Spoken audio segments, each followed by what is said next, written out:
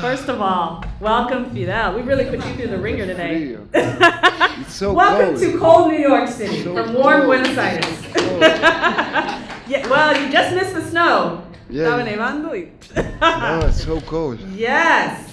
Welcome. Thank you so much for coming. Like I said, he literally just got off a flight and came over here. It means a lot to us to have you here with us tonight. Same here. Oh, thank you. Same. So we'll make sure we have your mic. Yeah. Yes.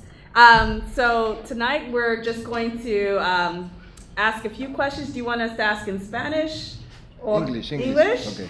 Yes, muy bien. A plus. Yeah. We're Coffee. I need a coffee. you're off the hook. You need a coffee. We're Yeah. gonna get a coffee. Poor sugar. Poor man. Poor man. Give it un café negro, sin azúcar, sin nada. Sí, sí, sí. Okay, yes, he's freezing and tired. Yeah. So Yes. I wanted to just start off. We wanted to learn a little bit more about your personal history. People know your music. You have a lot of fans here of your music. Yeah. Yeah, they love your music. But you know, the internet is full of lies. We don't know a lot about you. A lot of inaccurate information. So, can you tell us a little bit about your childhood, where you from, how you grew up? Well, I born and grow in Buenos Aires, Argentina. It's the capital city of Argentina, Buenos Aires. So I born there. Black father, white mother. Your mother, what background? Like Immigrants. Immigrants As the from most, where? Yeah, as the most in Argentina, a lot of immigrants from Italy and Spain. so that's your mother from That's my mother's side. yes, from your mother and from your father's My side? father's side, from the slavery days. So he's They bring descended it- from enslaved Yeah, Africans. yeah, from in Africa Argentina. to Buenos Aires. And what did your father look like? I saw a picture. Handsome. My father is full black. Buen mozo, eh? Blanca. See, yeah. Very dark skin. This is another myth people have. Like Afro-Argentines, they all look like Fidel. They're light. His father is very, very dark skinned black man, descended from enslaved Africans in Argentina. Yeah, my father was the first who married a white woman. In his family. Yeah, he's full Wow. black, 100%. Did he have any Wow. problems because of that, or? Yeah. When he go with my mother's family, they reject him. Wow. They don't want him, and even the neighbors asking, "Who's this man? What's happened to him?" and my grandmother say to them, "He's a prince from Africa." Of course. Why not? No lie. and he's full of money, land. That might not have Camels. been the full truth. Yeah. But Camels, he own camels, land. And they never say, okay.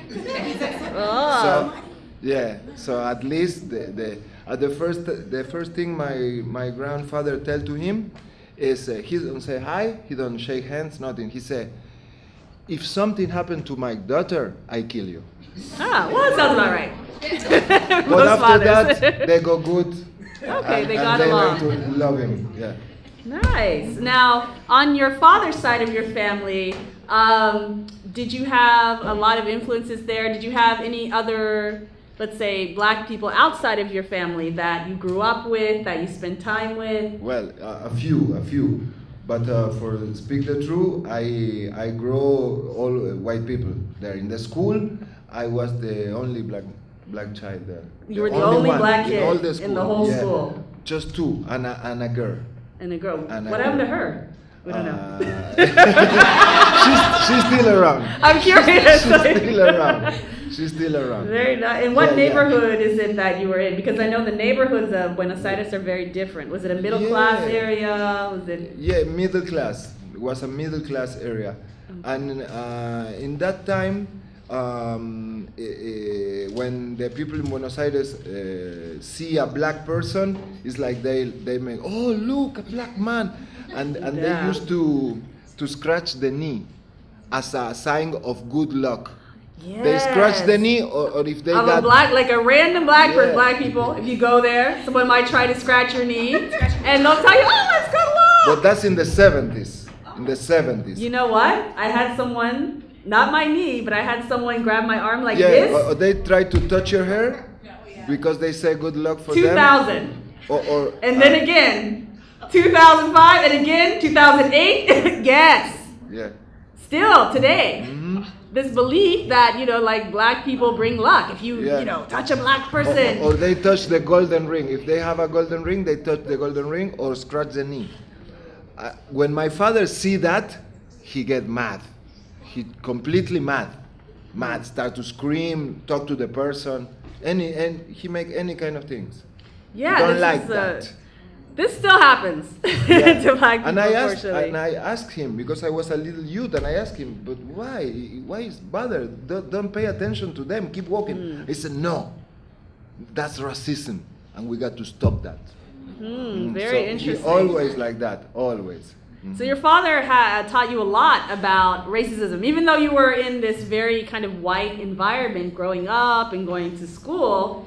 Your father had a lot of influence, did he, in the way that you saw yourself? Yeah. That's outside white. Inside my house, black. Wow. Yeah, Malcolm X, Patrice Lumumba, all of that. And he talked to me as if I was a grown man, but I was a little child. But he talked to me like that. But so when I go in school, nobody know what I'm talking about. Nobody know Malcolm X. sure. Nobody know Patrice Lumumba. Nothing. So well, the teachers think that I was so clever or intelligent or something, or well educated because I know things that even the teachers don't know. Yeah, it's a very Yeah. Eurocentric education system, as you can imagine, in the capital city of Buenos Aires. Everybody's, Italian and Spanish. They're all Europeans, right? That's very interesting. So who are some of the other influences in your life? We're very curious how, as an Argentine, right, as an Afro-Argentine, but growing up in this white environment, how you came into Rastafarianism and into reggae music. Mm-hmm. Gracias, Tina. Gracias, Julio. A plus for you. Sí. No, well, in my house, they love music. They just love music. My father and my mother. So, and my father, he listened to the music very loud. So that was very impressive for me. And that's why I start to love music. Even, I don't know, but I start to love music. And that's the thing because I turn a musician. After. Now, do you have any musicians in your family, like No, anybody else? no, It's just you. Just me. And my father, he don't want to me to be a musician. He want to go to college, to university. So he got. Well, you're here. Yeah. I need a PhD, something. Yes. Well, you get maybe an honorary one. Yeah. We'll find it. We'll have someone work on that. Yes. So well, but the music that they listen was the most jazz, soul music, salsa, Cuban, merengue, all black music. Nice. But so I grew with that. Harry Belafonte was the nearest thing to reggae. But then That's pretty far. yes. Well, not so. But well, so when I start to listen my music, I start with the disco music. Nice. Disco music. But then one time I go to the disc shop. That I live in the disc shop. In the record store, In the right? record Where you store, go- sorry. Yeah, and they have like records, but imported records. So when I look at there, I see Peter Tosh album and Bob Marley, but I don't know who they are. So I just get attracted by the locks and thing. I say, what's this? If I wear the hair like this, my father kill me. Just kill me, So let's listen to this. Okay, so I start listening Rastaman Vibration. And when I listen, I say, okay, I'm familiar with this. I like this. And then Peter Tosh, Bash Doctor. So I buy that record. And that's Nice. the start for me. And then I start to wonder what's the lyrics all about. So I start with the dictionary. because my English was worse than now. And yeah, so entonces I grabbed the dictionary, and word by word I make the translation, but a lot of time don't make sense, Right. because you know. But so I wonder, but and then I start to buy more records, Bob Marley records, and I so interesting in the lyrics, and when I start to know what the lyrics all about, Rasta thing, I say, Rasta, what's this? Haile Selassie, what's that? What that means? So I go very curious, and then that's my point of start of all of that, no? Nice. I know you guys have a lot of questions, so I want to give you all a chance to ask some as well. Just raise your hand. We can take the mic to you. Because, of course, I have 8 million questions, but let's start here. Just right behind you. And speak closely so everybody can hear you. ¿Cómo estás, Fidel? Bien. Solo te quería hacer una pregunta. ¿Cómo fue ese movimiento reggae como en los 80 con, pues, digamos, por lo que yo sé, los Cafres, lo que también fue Zona Ganja, lo que fuiste vos? ¿Qué tal fue ese movimiento poco a poco, cómo fue creciendo? Ustedes son prácticamente los pioneros del movimiento reggae en español. Can you translate that for Oh, everybody? Yeah. sorry, everybody. My question was about what I discussed before about the reggae movement in the in Argentina in the 80s, especially because he's one of the pioneers. So I want to ask him now how all of that developed to be what it is now. That it's such a big thing and such a beautiful thing. I think it's awesome that the movement of reggae groups is growing in Spanish. So awesome. Well, at the beginning, I started to singing in a band, but not a reggae band. I saw you last year. Yeah, it mixed everything, no? Like rock, punk, hardcore, salsa, cumbia, reggae, and thing, no? Everything, mix it together. So at the beginning, the people in Argentina don't like so much reggae because they think reggae is like a commercial bad thing, you know, not good thing. It's like commercial thing. The people in the beach, the tourists, they don't get it. So at first we got to fight for the people that accept the reggae. But then with the time start to grow.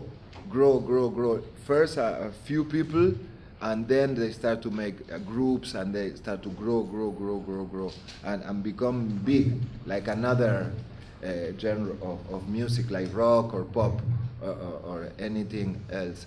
And myself, at first in the music, I love to do all the styles, but then I'm approaching more and more to reggae and go closer to reggae and go deep into reggae, in the reggae and the Rasta thing and the cultural thing.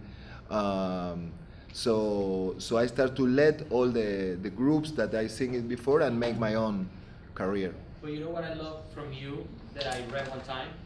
That I love the fact that you mix roots with cumbia too.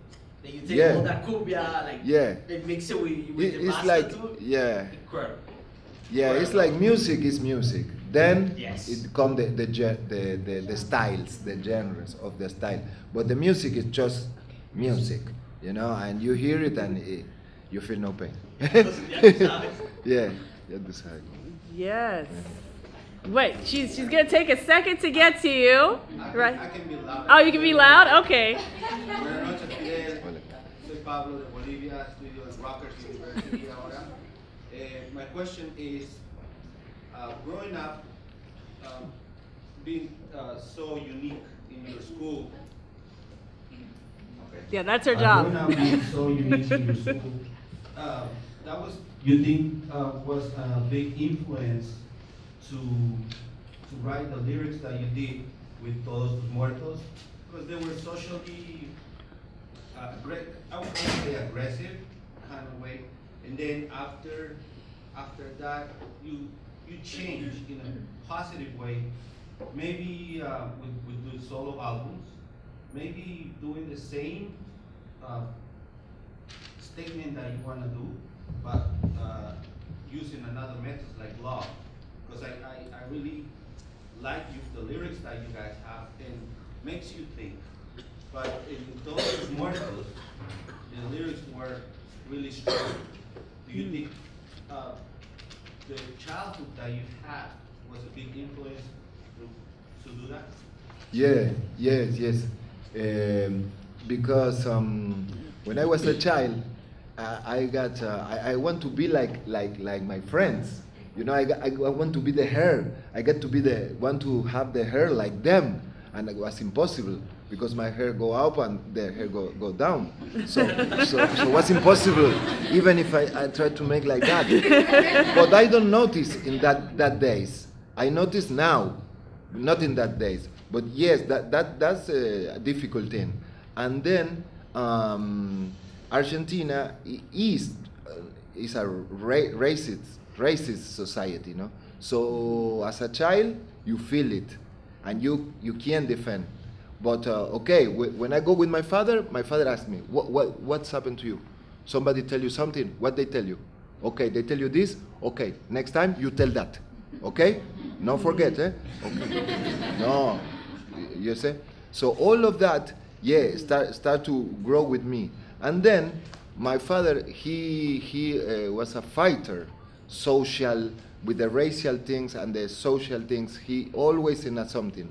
So then he go to jail. They take him to jail. So I grow with all of that, and I never want to be a part of that. Why But was he in jail? I live for a political reason because Okay, it's yeah. under the dictatorship. Yeah, under- dictators. Okay, Yes, so yes, he's yes, in prison yes. for his political beliefs. So when for I started organizing. with my first lyrics around 13 years old, I have like a lot of anger, a lot of things to say, a lot of, they say like social lyrics, you know, so harsh, real harsh. So my friends say, "Ooh, man, you gonna say that?" Yes, I gonna say that. I gonna scream that. Okay, nobody said no. Okay, so I start like that. So when I make my first concert, people, there was like plenty bands playing, band, and when my time came, the people make like, what's happened to him? Something happened to him because my guy, so the people say, wow, and they start to listen the lyrics and feeling the vibes, and that's the way the people start to follow and listen the music, no? And was a lot of times, a lot of years, a lot of albums, and with the time, I put all of that together and say, okay, but with this, as you say, I got to go with love. I got to be, I got to make something constructive. It's okay? Yeah. Over this, over all of my background. You know? Nice. So you have one more person up there? Yeah. Then we'll come down here. Hi, my name is Brittany, and I have a question about, going to school in Buenos Aires, as growing up. Can you speak a So little? I know I lived there for a little bit.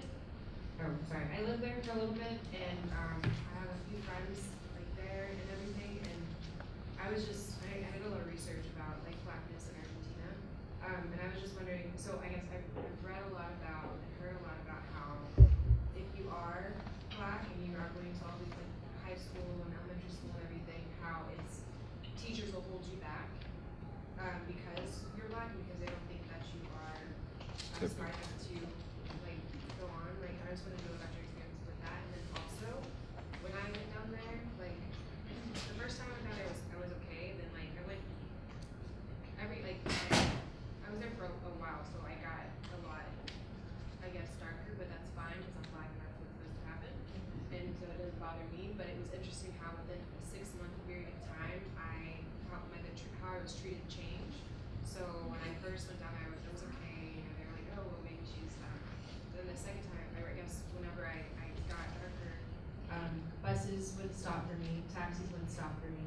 They'd wave me away. People would stare. That's typical. Touch me. The way they would speak to me was completely I don't know, there's a lot of the way men come at you in Argentina is kind of anyways, but whenever I got darker, the comments completely changed. went from being okay, it's not that bad, to being thought was ridiculous. That it was like that and everything else was just. You see? It was Yeah. crazy. So I just When wanted they to see a know- black woman, they think yeah, that. They automatically assume. Yeah. So I was just like, I guess I want to know about your experience in school growing up, and like how I guess that happened. How like what happened to you during those I guess your childhood years, and also do you still experience some of that racism, that very blunt racism, like I don't know, like you're going to like trying to take a bus or a taxi, or you're going to a restaurant, and like that didn't turn away from the restaurant, but not because of you, it was something else. But it was just it was like crazy because it was like you think you're here, and it's like it was like 2016, you know what I mean, and like to experience what happened like in the 50s in the United States there was like insane to me, and then like I wasn't even able to like really talk about it because people don't think racism exists there. So I guess Yes. Yeah. You might when o sea, when I go into school, it's like everybody loves me. It's not that I feel the hate of my friends or the teachers or the directors of the school. No, everybody loves me. Fidel, and even sometimes I make some mess and say, okay, Fidel, go. Like poor child, and he's black. Okay, they don't say that. They don't say that, but it was like that. They don't want to punish me so hard because they think I'm punished already. You understand? So that's why they don't go so hard over me. And I feel the love of all my friends and things. But when they make love or anything, they call me names. You know, names. They call me at first Pelé, because it was a soccer player of the Brazil. 60s and 70s, Pelé. Then come Kunta Kinte, when the roots go on the television. So in the morning, Kunta, come on, Kunta. And first time I get vexed, I get mad. But then when I grow, I say, what, Kunta? It's an honor name. I love to be called Kunta now. But in that days, I hate it. Because they have fun of me. Kunta, come on, Kunta, what's wrong with you? How you said el lugar donde pone al bebé? Oh, in the Eh? no cradle. Yeah, Cradle. the cradle. You Yeah. say, your cradle is burning. What's wrong with you? What's Do happening you with you? understand? Like you're black because you burned in your cradle. Yeah, that kind of things. Yeah. Yeah. Yes. Yes, but it's That kind of fundamentally racist. Do not Yeah, say the repeat hair, it. the thing with Yes. with the hair. With the hair, how you say the thing for clean the dishes? Oh, for like the Brillo pad, like The your hair Brillo. is They say, a what you Brillo have in your hair? pad. What you say? Brillo. Brillo, yeah. Brillo, like you the have Brillo steel in your hair? wool. What's that? Yeah. Brillo? And me say, what? I hate that in that moment. And some of them don't make it because they hate me. Because they make it because they ignorant to my complexion. That's because after that they came to my house and they don't want to leave. When the mother come to pick them up, no man, one more hour, please. They want to stay with me, but they are ignorant about the complexion of the black people, you know. So they make it like that. And you know how the children, the sense of humor of the child, and in Argentina, terrible. The children are So worse they in call Argentina. me all kind of names. Yeah. And even they got a TV show that is in a school, and it's only one black child. Yeah, Cirilo. Yeah. So the black child, he's in love with a blonde girl, but the blonde girl don't want him. No, it's called Jacinta. But well, it's the same thing. So one friend of the black kid say, you know what? Why she don't want you? Because you're black. And he said, oh, what can I do? And the man said, you get to cover yourself with flour. Flour, no? Yeah. Flour. Yeah. You cover yourself with flour, with harina. So tomorrow famous morning, one. you came just full of flour. So she gonna love you. Oh yeah? Okay. So he go to the house, grab the flour, and cover all of it. Yeah, he His cover favorite with show. flour. And come with a flower in the hand, and come like this. I never forget that. And come like this to the bench of the lady and said, oh, this is for you. And she said, what? And he covered, and they were doing, laughing at him. So everybody called me that name, Cirilo also. So I hate that too. Yeah. Mm. I think there's one person there. Yeah, you doing, my name is Matt. I'm from Panama. You my great inspiration to me because like I used to follow the national team from Argentina. To this day, I still follow the Argentina team. And tomorrow you're gonna see me in the concert tomorrow too or whatever. Yeah. Now we follow Panama. Ah. See, like to me, the darkest person in the Argentina team back in the day used to be Juan Sebastián Verón, but then after I listened to you, to Inesta, and that's your boy. And to me that used to be a lot because in Panama we have Marcos Garvey that did the newspaper and everything, and I grew up growing up listening to all that Rastafarian and Bob Marley and all the black men. And look at me. And look at my name. My name is Hamed. My grandfather is from Lebanese. So all this mixture, and then you come around and you're like a big inspiration to me. And I could feel your music, I could feel everything. Y de verdad, hermano, de corazón, I could feel everything from you. Bless. Because the way you speak, because listen, I came here on 1991, and I went to a Brooklyn school where they separated the kids. Mm-hmm. Mahalia Jackson, and you're a great teacher as a professor. Oh, thank you. So you are very. Come, we welcome you. I've never been to college, and this is a great thing. And It's not so bad. Thanks to you, I've been here.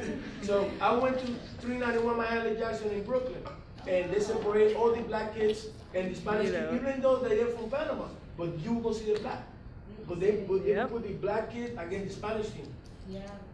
And they would be like, the American team would be a big crew. The Spanish team would be a group. And they would say like, oh, I'm black and everything, but nah, because you're Spanish.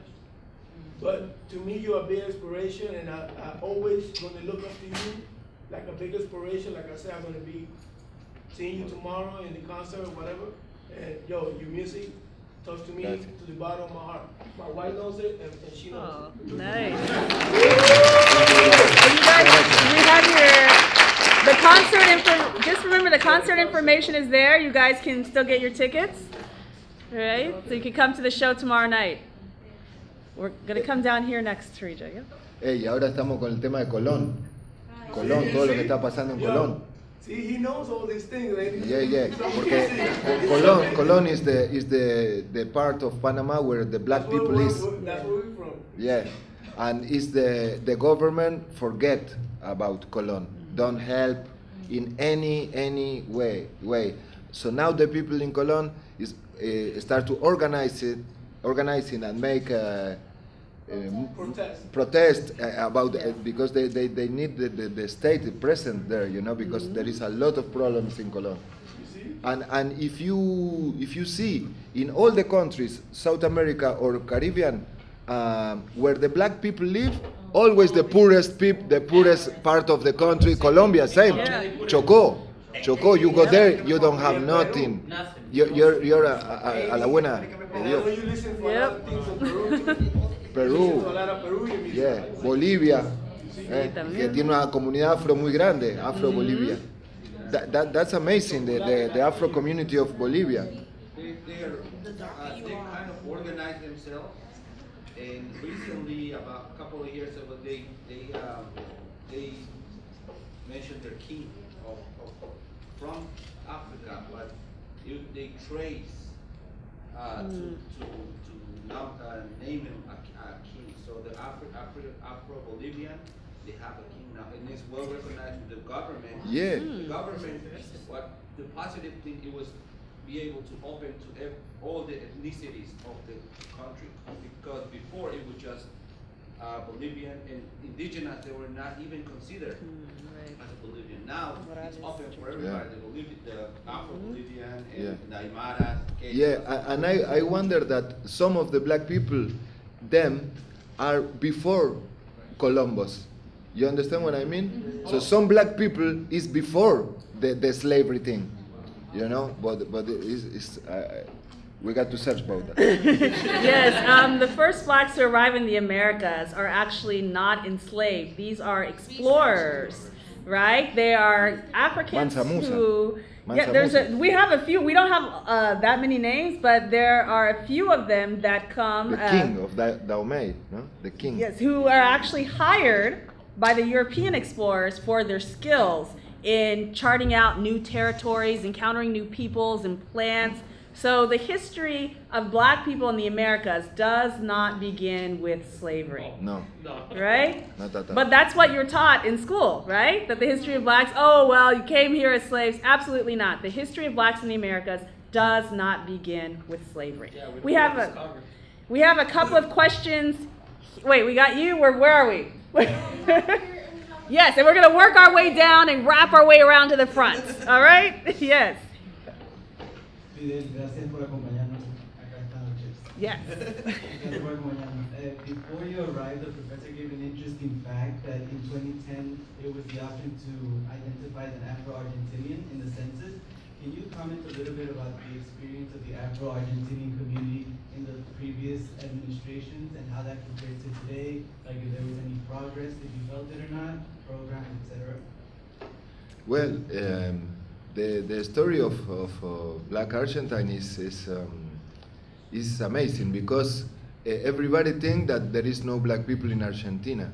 Everybody know that Brazil full of black people, Colombia, Peru, but also Bolivia. But when you go in Argentina, the people say no black people. Also, the first time, like a lot of years ago, the first time I go to Brazil in the 90s, the man in the border tell me, congratulations, you're the first black man who come from Argentina to Brazil. And I work here, I don't know, many years. you see, so that's and in the history, you can find clearly why the black people in Argentina almost disappeared. It's not, because now I think it's all 10% of the population in Argentina black.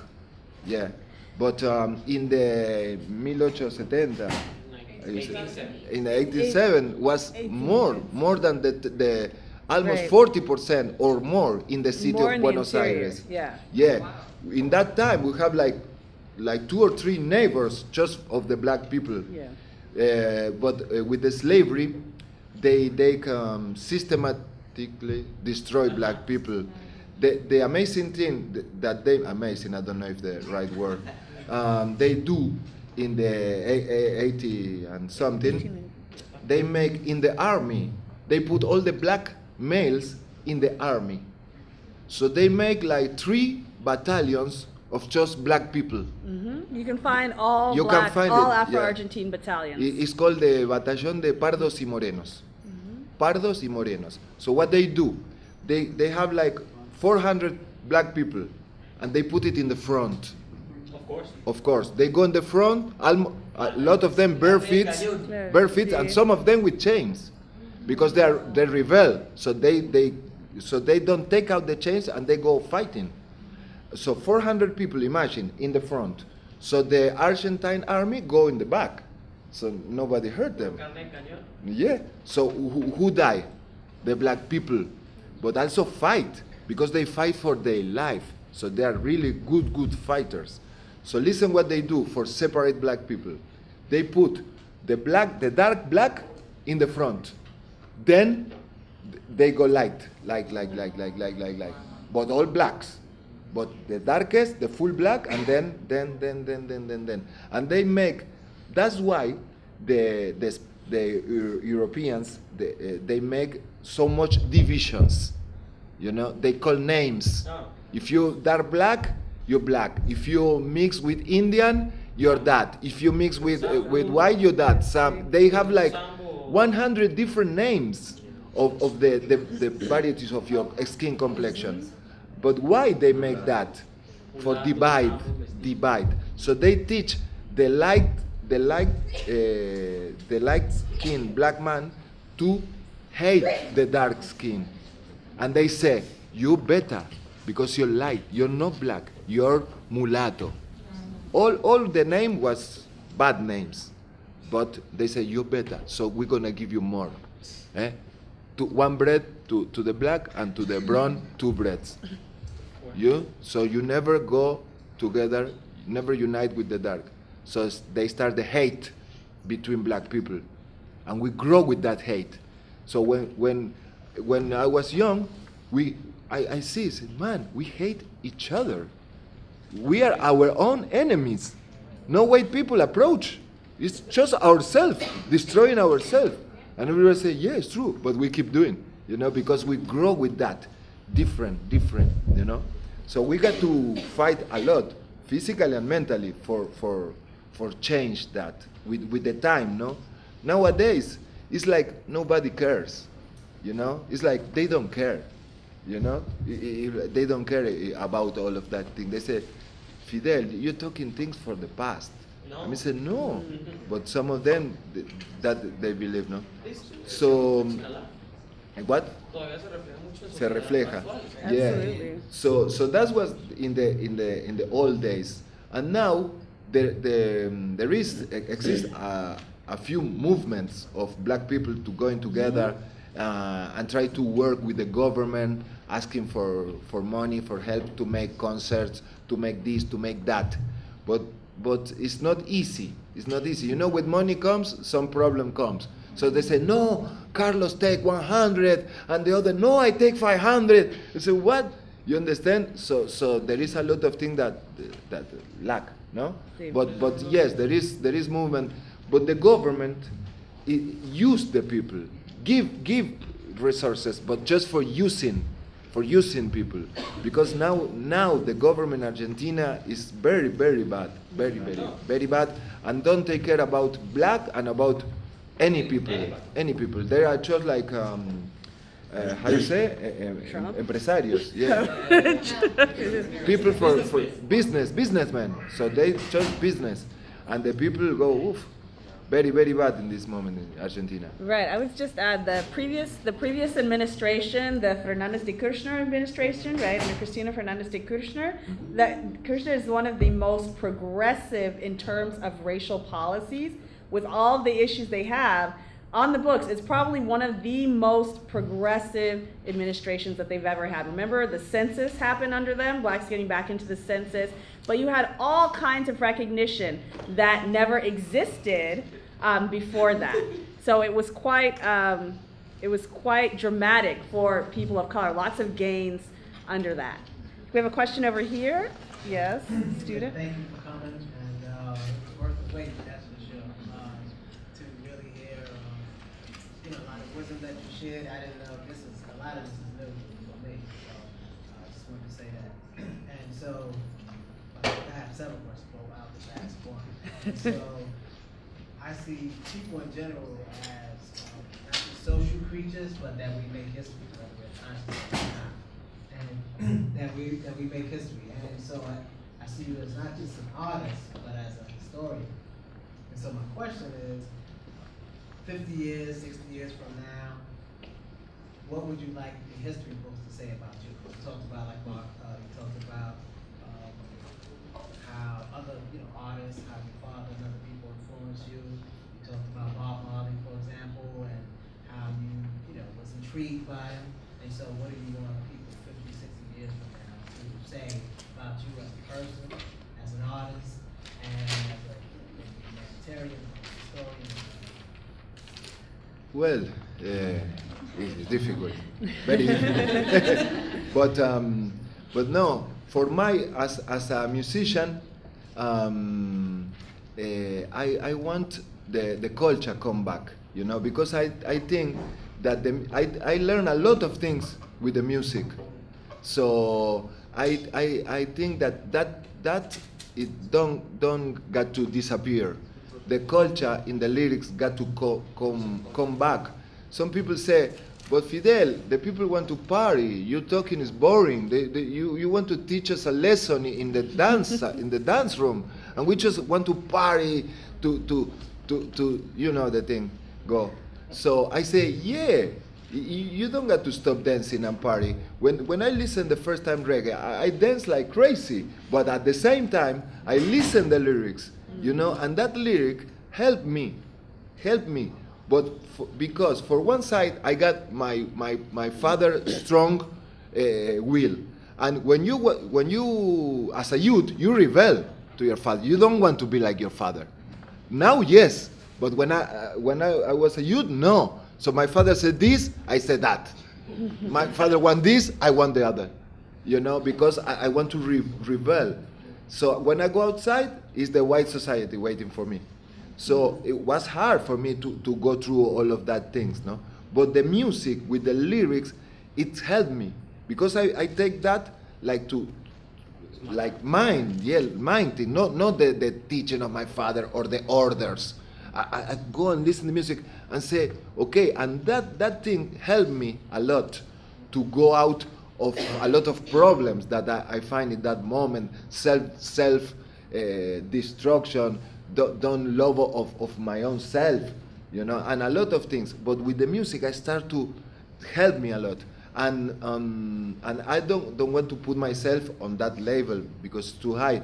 But I want to make my little contribution to that for me and for everybody, you know. Mm-hmm. Yes, exactly. Yeah.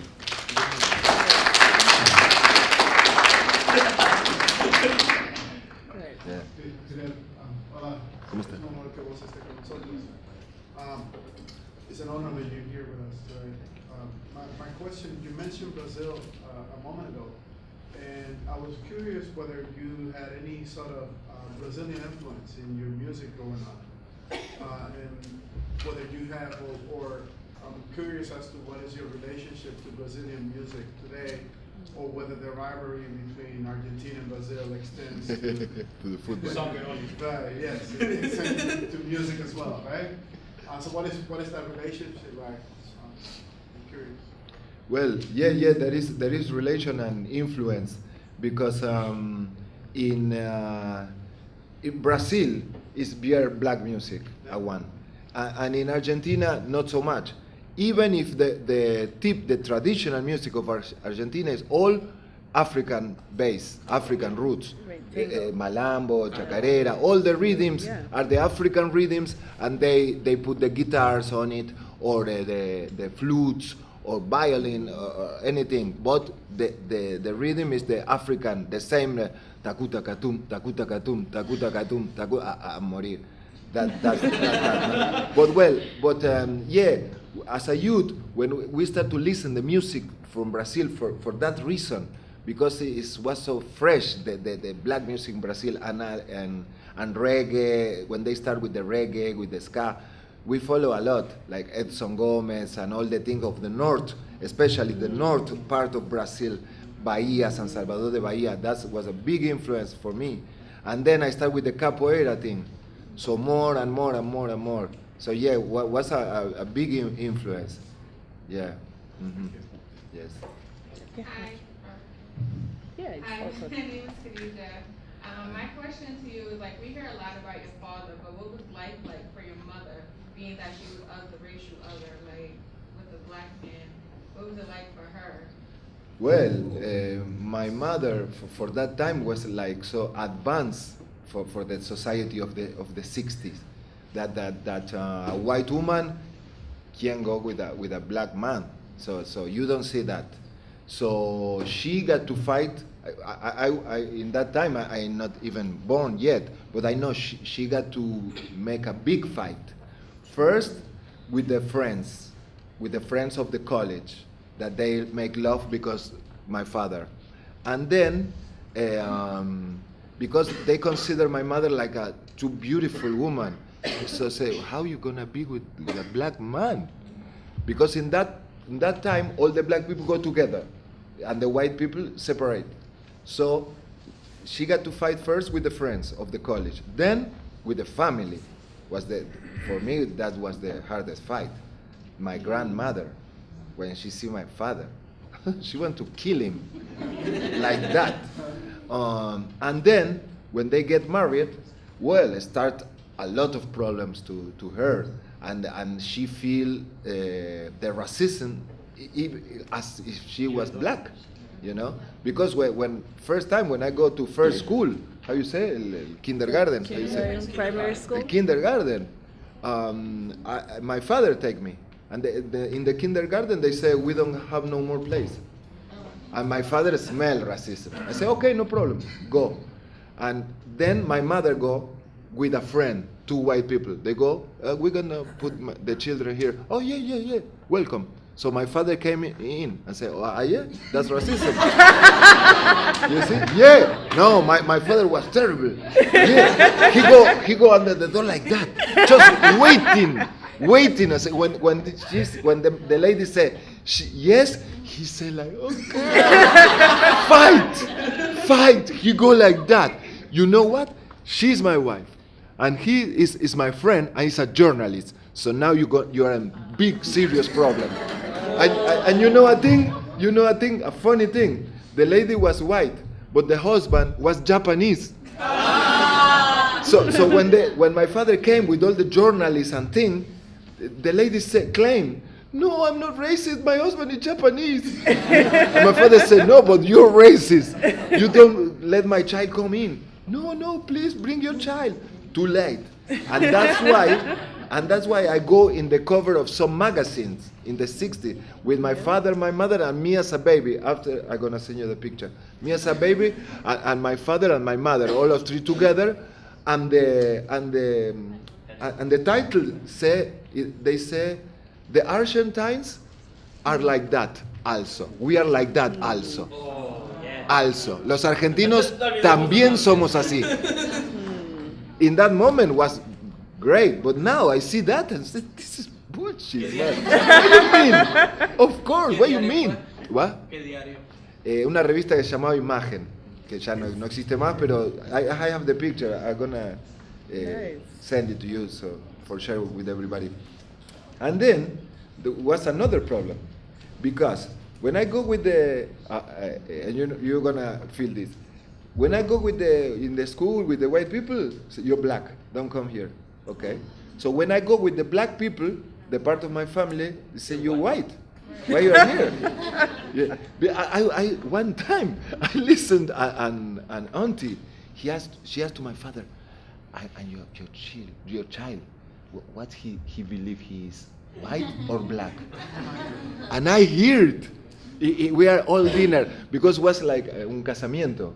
Wedding. A wedding. Was a wedding, and and my cousin is a black girl, so all the family of her in a table, and all the white family of the man in another table. And we said, what's this? They're sitting there weird, just like hi. And I hear my auntie ask my father, what's he believe he is, black or white? And my father said, what? Black? He's black. He believe he's black. Come on. And me listen like that. I say, okay, this is not gonna be easy. But well, So it happened. The same problem as Bob Marley, because I see Bob Marley have the Yeah. same One time, I was with a brother from IT, and we are talking like that about blackness, this, blackness, that. And he looked at me and said, you're not black. Because he was like this. He said, you're not black. And me said, what do you mean? What you say? You want me to kill you right now? What do you mean I'm not black? You're not black. I'm black. You're not black. And me think for a while and say, Bob Marley is black? Yes. Malcolm X is black? Yes. But I think he don't even know who's Malcolm X. But well, he said yes. So am I. And he said, okay, you're black. Oh, I win the fight. That happened. So your father's family was more accepting of your mother Then the than reverse. your mother's family to your father. So they welcomed your mother in with like open arms. Yes. They don't have problem because she white. Not at all. Mm-hmm. Hey, so my question is, how would you compare the African American experience to the Afro-Argentine experience?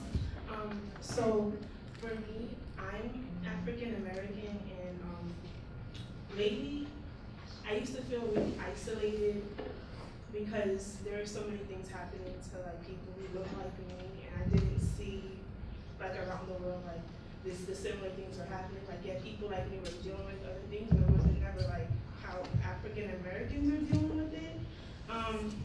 There has been like a lot of violence and stuff, especially like where I'm from, like certain areas of the Bronx, certain areas in Brooklyn, even in Chicago. Like they even have music about it. It's called drill music, and even in California, like all over. So how would you compare the two, and what advice do you give like Black kids growing up now, like dealing with, like racism and stuff like that here? Well, another difficult question. Of course. But well, I think it's all part of the same thing. The African American, Afro-Argentine, Afro-Cuban, Afro-Bolivian is the same thing. But I think here the racism is very strong. Is strongest because in Argentina right now you can't say there is a neighbor of Black people, a neighbor of this and that, divided like here. So the violence is different. So if you go in the street, nobody gonna hurt you physically. They just gonna say something to you, or as she say, they're gonna feel you different or inferior, because sometimes they even don't know what they say, but it's like they having the DNA or something, you know. But they're gonna make you a difference. They're gonna make you're gonna feel. If you go, for example, in Argentina, you're gonna feel the racism. You're gonna feel it. At the same time, you're gonna feel people that like you because you're Black, you know, because they like Black, you know. But you're gonna feel it. But I think it's not like here, like things that happen here, like the African American history. I think is different in a way. No, it's different.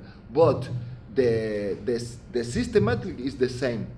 They try to put the people in the ghetto. They give the worst conditions, the worst jobs, the worst, use you for the worst duties, keep you out of the schools, of the knowledge, of the good things in life. It is the same, but not so like here. For me, here is more. You know what is my For me, I'm sorry. So like growing up, I didn't really like. I knew my parents and my parents' family. They were from the Caribbean and stuff like that. But I never knew like when I learned about South America, I just learned about the Mayans and things like that. And I'm like, okay, there are no Black people there. So my friend made a joke one time. We were at a play. He's like, "Oh, I'm Venezuelan," and everybody started laughing because my friend is dark skinned. The lady believed him, and it was funny. But now I'm like, okay, yeah, there are probably Black people there too. And I tell people because she told us about you, and I'm like, do you know that there are Black people there? Like, it's crazy how much they don't tell us. And I live in New York, and I would think that growing up, I would learn about that, but I didn't. And I'm about to be 20, so now I have to tell everybody I know, So Yeah, it's pretty cool. no, there is Black people there. You know what is my thing? You got to come. What I can say about the difference between is that sometimes in South America and everything, or you're rich or you're poor.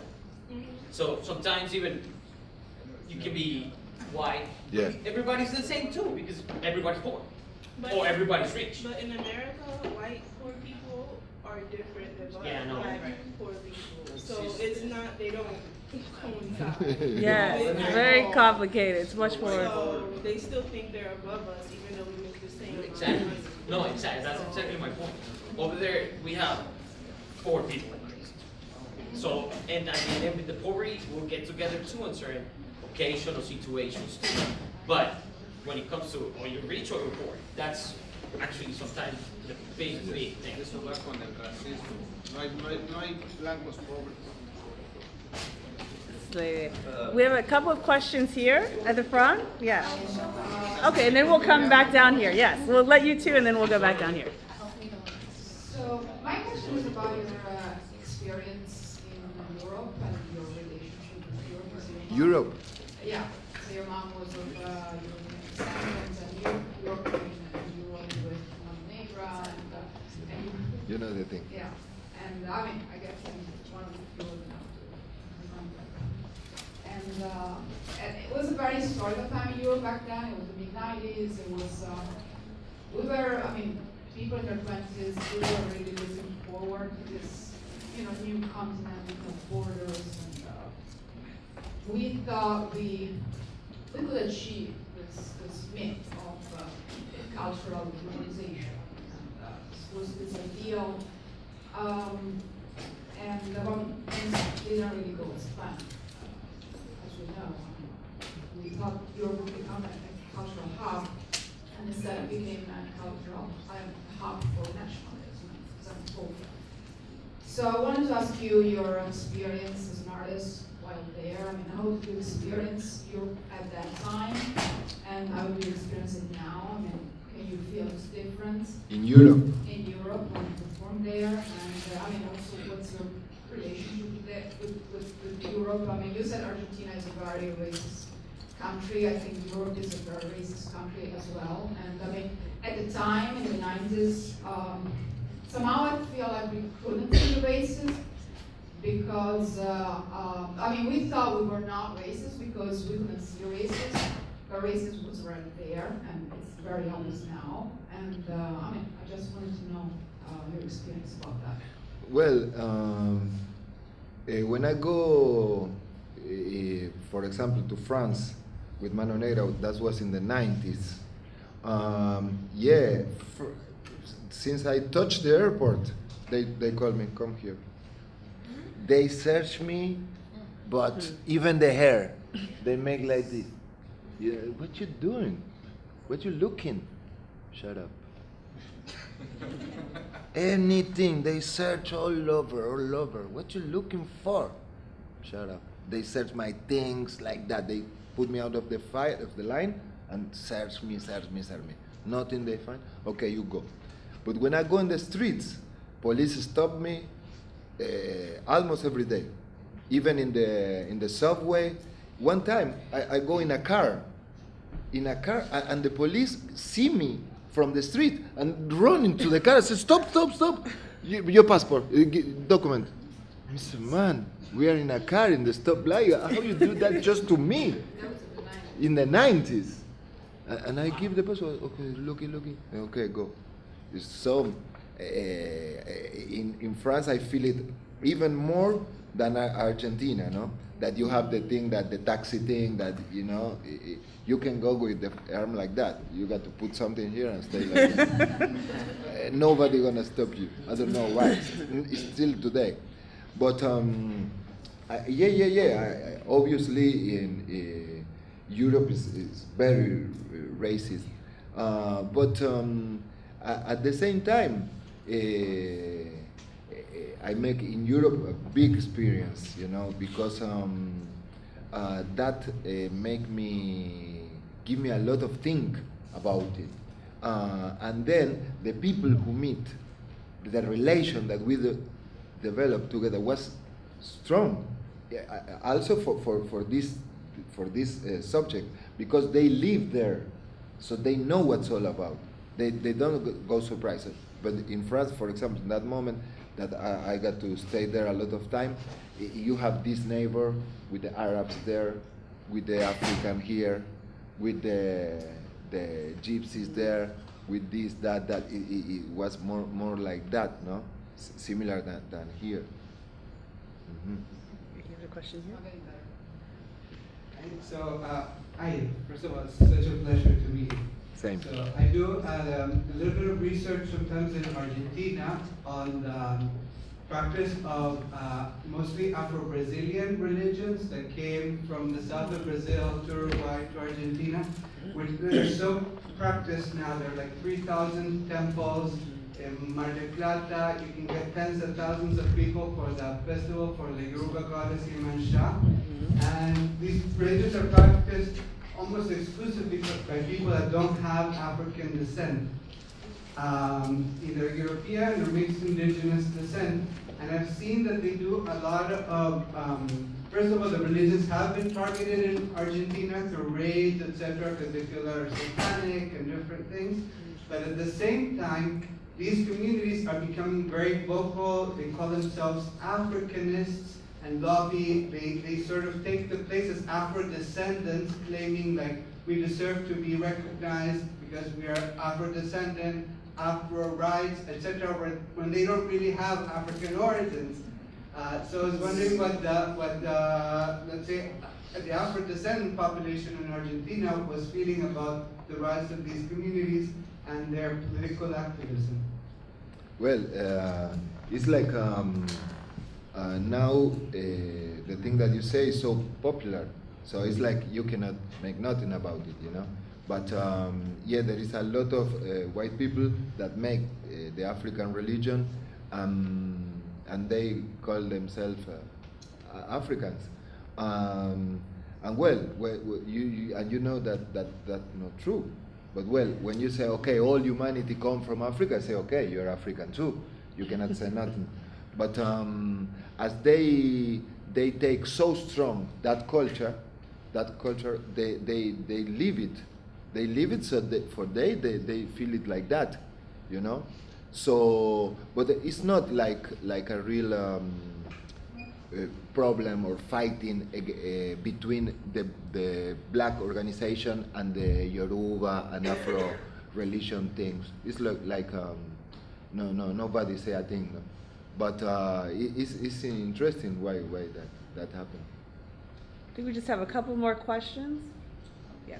Hello, nice to meet you. Same here.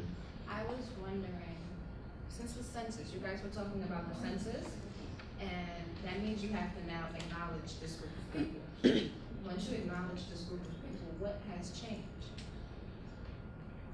Which group of Afro-descendants. Since the 2010 census, has anything changed for, it's 2018, for Afro-descendants, Afro-Argentines, black people in Argentina? It's hard to say, because I see the youth nowadays, as I tell you, that they don't care so much about culture, about make a serious or study or reading or know about the African culture. I see they like a rap thing or the musical, the clothes, and they love to be black, but I don't see so much of the youth them that they want to study or to search, go deep in the African thing, the African culture and thing. Not all of them, but the most of them, you know. Yes, but there is a couple of organizations there that they conscious the youth them. They make meetings. They make any excuse, even basketball. They play in anything for make the people go together and start to talk about the issues of that they live for being black in a Argentina in a Buenos Aires community, you know. So little I think it's growing. It's growing. But it's hard. I see it's hard for the youth to get really interested in that. But I think some of them happen. So some of them they are very interested. We have time for just a couple more questions. I think I saw another hand. Oh, there's. Great. Hola, mucho gusto. Here's another question. Well, actually, it's a point of view and then also a question. So when I studied in Argentina, I studied social movements. And one of the things that I noticed is that they were portraying racism against indigenous backgrounds. They never mentioned about any racism against Africans. They never mentioned anything about Africans. Do you think if there was some sort of acceptance in the government that was applied to schools, colleges, do you think racism will stop in Argentina in some sort of way, sometime in the future? I don't hear the last part. The question? Do you think if acceptance by the governments, racism will actually exist in Argentina or Muslim land America, but then instead of accepting racism just to indigenous backgrounds, people who are indigenous backgrounds. We accept that there's racism to African descent, and we apply it to schools. Actually, we teach it in schools. We think that will end racism. Will it help racism? The what? Si aceptan que también hay racismo contra los negros, los afrodescendientes en Argentina, que Sí. va a mejorar la situación Sí, y well, y terminar con el racismo. yeah, in Argentina is a racist country. As if you go there, you're gonna feel it. I think first they are racist against the indigenous people. Indigenous. They grow with that, you know, because they see there is a lot of indigenous people. So for them, just say call you Indian is an insult, the same as black. Black is an insult in Argentina. One time my father go in the hospital and I just running. He said, you see a black man? And the doctor said, a black man? No, black no. I see a brown man there. So I tell them, no, that's not my father. A black man me looking for. No, I don't see a black man. And I well, look, this is him. It's not brown. Why you say brown? Because they don't want to say black, because it's an insult for them. And the same with the Indian. If you go there, they are racist with you, even if they don't say nothing. But they think, because they think if you come from Bolivia, if you come from Peru, even if you come from inside the country, you're ignorant, you're indigenous, you know? So the people there grow with that. It's not they see you and they think it. No, they don't think, but they react because they grow with that. As the white people is superior, and then come the Indian or the blacks. But as they are not so much black, so they hate black people so much. They hate more the Indians, you know. And then the black is like for them, oh, black is good, you know, because there's not a problem for them. But when they go with the Mapuches, in the north, all the Indians in Argentina, they are in a very bad condition because they stole all the lands. They put them in reservations, living the poor man life, and they don't have the land. So what they gonna do? They live with the land. So when they put in the reservation, they don't got nothing to do. Start to drink. They don't know what to do. So there is a lot of fighting against that. And as they own the land, there is a big problem with them because they just taken out of the land and they make enterprises. They go to buscan el oro, la montaña, la minería, minerals, gold, mineral thing. So there is big problem. So I think it's more the racism against the Indian people, the indigenous people, more than to the black people. Yeah, but now, it's like there is a repopulation of the blacks because there is come a lot of people from Senegal, from Africa to live in Argentina, to sell things in the corner, you know. So now start the problems with them. So the racism against the black is come again, you know. Right, and I would just say, I know we have to wrap up, but the racism against the indigenous is much more visible, but there's also this belief because there are no black people in Argentina, how can you have anti-black racism, right? We don't have any black people, how can we be racist against them? So it's this fundamentally racist belief that black people bring racial problems, right? If you don't have them, then you don't have a problem with racism. Absolutely. We just have time for just one or two. You have one in the middle. She go to Argentina. Yeah. She yes. go. We'll do these last two. Go ahead. You have your. Yes. Let's do. My name is Rosara, and es un placer. La misma. But my question was, since you're in the entertainment industry and you deal with the media, I was wondering how, or if there is any Afro-Argentinian representation in the media, and how that relationship is with the people in Argentina. Like here in the U.S., there is a lot of fight over representation of minorities in the media. So I was just wondering how that dynamic works in Argentina. No, it's difficult. My father always tell me, Fidel, you go in the music, you're gonna have the double of the difficulties because you're black. And I said, no, it's the opposite. It's more easy for me because I'm black and there's the reggae music. So, you know, it's more easy. And he said, you're gonna see. And it's true. You see that if you're an artist in Argentina, if you're a black artist, you have it's not so easy as if you're a white artist. You know, for example, it's amazing, but white reggae artists, it's easily for them to reach the people that black reggae artists in Argentina. It's like a contradiction, but it is like that. So yeah, so it's difficult. It's difficult. You got to go. Yeah, but well, we do it. Okay, just time for a couple more questions. I think you had one. You'll be our last question, sir. Yes. It's a pleasure to meet both of you. Prior to 2010, what boxes on the census were Black Argentines checking? There's not. Sorry, there wasn't a category to acknowledge African descent.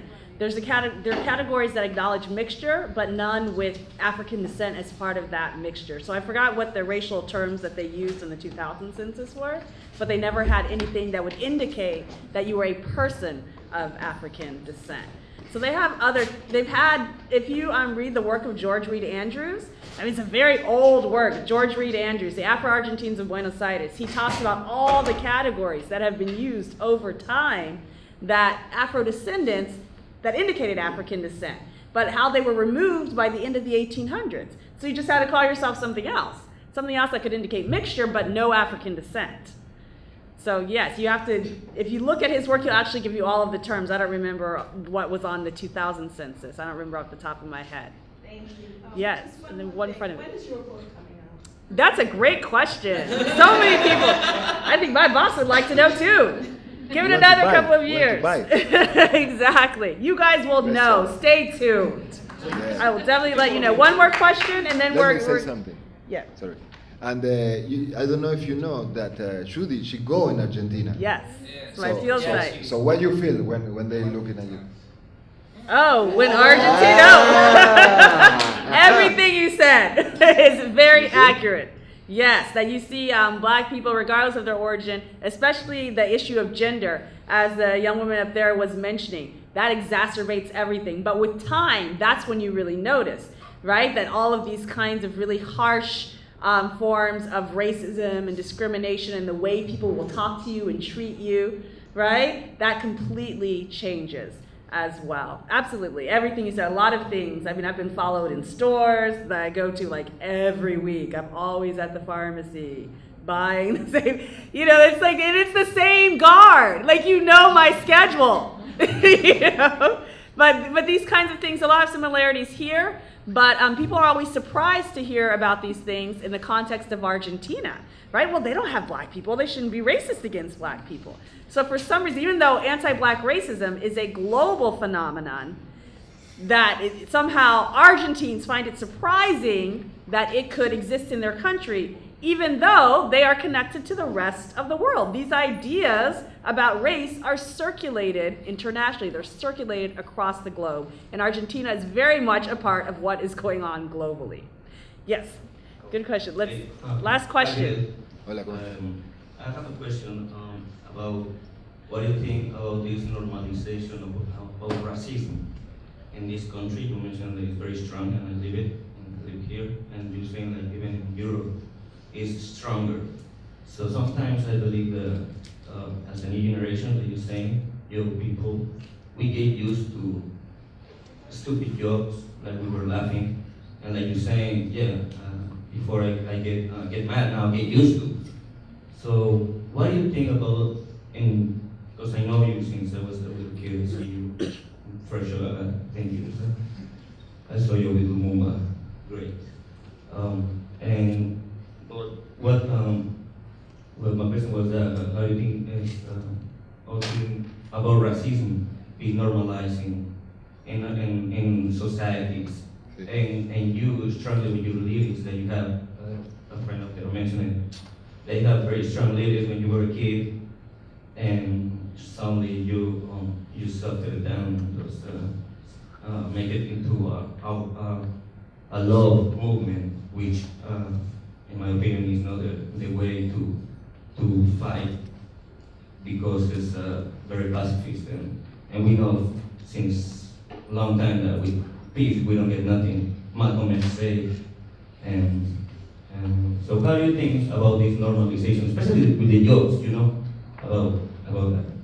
No, I think it's very bad, but it's like that. It's happened. I see the children. O sea, the word black as an insult in Argentina is like that. Everybody make it. Everybody say it. Everybody think it. Even my friends. And a lot of time I say, "What you say? What? No, but you're different. You're not that kind of black." No. Sorry, it's not about the kind of black. What you say is wrong, because it's not that black. Being black is not an insult. Oh, Fidel, come on, you start with that thing. It's not like that.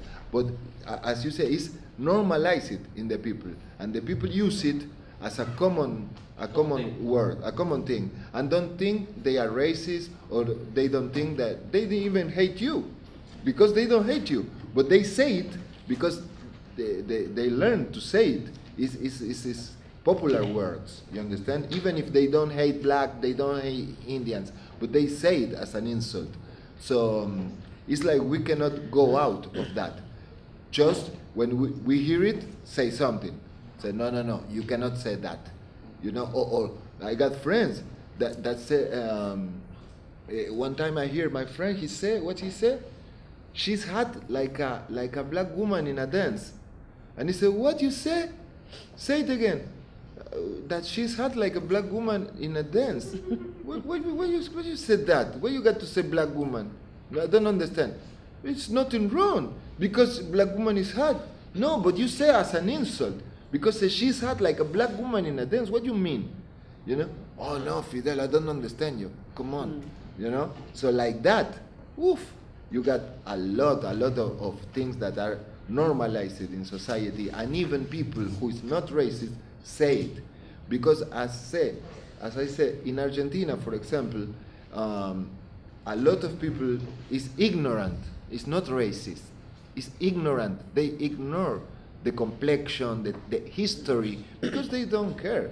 They don't know about the black Argentine history, and they don't know about black history. They don't know nothing about black people. For them, nowadays, the black people is the ones who sell the fake clocks in the camera. That's the black people. El negro que vende en la playa. Sometimes when I go to even in the soccer field, you hear the songs. And they say black in the song. So always say why you don't say white? Why you say black? You know? Vos conocés la canción, la contra Racing, que dice esos negros de mierda. Y yo digo, ¿por qué no decís blancos de mierda? Why you don't say that? Why you say black? I don't know. The song say like that because they are bullshit. They are bad people. But why you say black? Why you don't say white? Instead, it's the same. And they like, I don't get it. Sorry. You understand? Because but there is a lot, and the people use that, and we always say, don't say that, don't say this, don't say that. But the people, okay, in that moment say, okay, and then say it again. You understand? And sometimes they are not racist, but they use it as an insult, and they know that it's gonna bother you, so they say it to you as an insult, even in between the black people. You say, they call himself, vos sos un negro de mierda, y el que te lo está diciendo es otro negro. You understand that? Because they want to hurt you with the insult, and they don't think further. They say, you cannot say that. Use another insult. But, and when I'm listening, I'm thinking that in Argentina, we have a racist president, but he don't say it open. But here in America, you have a racist president, but he say openly. He say, I'm racist. He say it. So I say, okay, that's a good thing, I think. Because it's a good thing, because in Argentina, the president said, no, I'm not racist. I never, and you said that's a lie. You're lying. You're lying. Why you don't say the truth? You're lying. And he said, no, because they blah, blah, blah, blah. Because they give a speech and he say it, and he followed that pattern. But here, no. The president say anything. He can't read. That's what's the word? Amazing? No. It's not amazing, no? What's the word? It's shocking. Yeah. Because, for example, Argentina is very bad, but a president cannot say that. If he said that, a racial comment like that, like Trump, no. You can't keep being the president. Yeah, so what? Yes. All right. Yeah, unfortunately, we're a little bit over time, but can we all just give a big round of applause? Yeah. Thank you. What a pleasure. What a pleasure.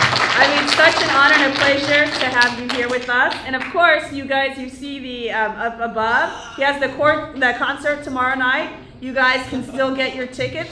So be sure to go out and support him as well, right? So thank you so much for coming this evening. We hope you enjoyed it, and we hope to see you again for future programs. Thank you all. Have a good night. ¿Quién es menor? ¿Vos sos menor? ¿Vos sos menor? No pareces. Oh, everyone, if you haven't.